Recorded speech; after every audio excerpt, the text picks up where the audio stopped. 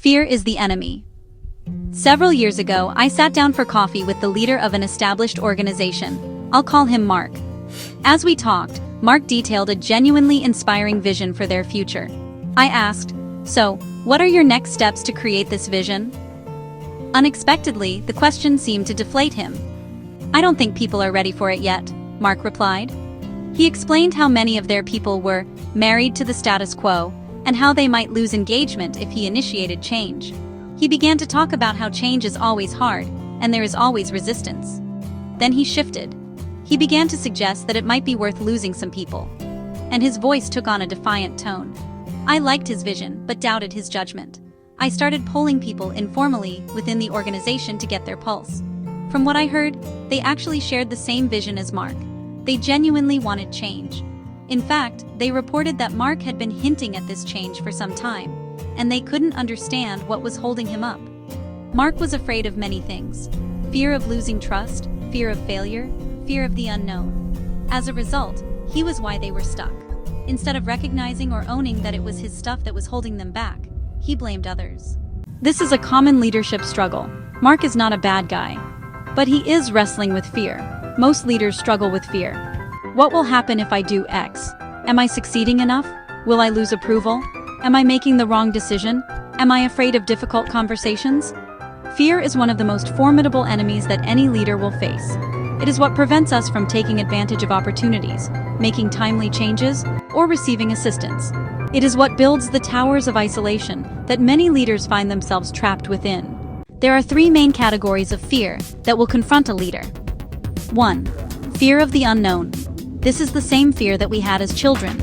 The fear of what went bump in the night. We don't know what's there, but we fear horrible things. Antidote. Turn the light on. Get accurate and current information. Solicit feedback from a wide variety of sources. Successful leaders identify their fears and ensure they have adequate information to know what they are actually facing. Truth usually dispels fear. 2. Fear of the assumed. This is similar to the fear of the unknown. The difference is the fear of the assumed means that the leader has created a vivid story that fills in the blanks of the unknown.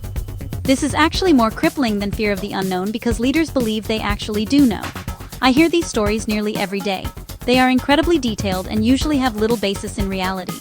Leaders assume that confronting a staff performance issue will end in tears. We assume that change will be resisted. We assume that no one will support us. Leaders can also assume they know what others think, feel, and believe. Antidote. Test your assumptions. Even the most highly intuitive and intelligent leader isn't all-knowing. Practice humility and test your assumptions. Identify the stories you tell yourself. Verify their accuracy as best as you can. 3. Fear of verified reality. This is the least common cause for fear. It is different than fear of the unknown. Here we've turned the light on, and there is, in fact, a monster under the bed. It is different from the fear of the assumed because we have real evidence that the monster is real. Antidote. Preparation. Preparation is the best way to face genuine challenges. Don't wait for a problem to emerge. I once worked in international disaster relief. I primarily worked in conflict zones. Giving into flight, fight, or freeze responses could easily get someone hurt or killed. We needed to be prepared for the reasonably expected as well as the unexpected. For the reasonably expected, regularly examine your environment and determine what new threats or challenges you might need to prepare for and which are no longer relevant. Make basic preparations that will get your team or organization to a place of basic security.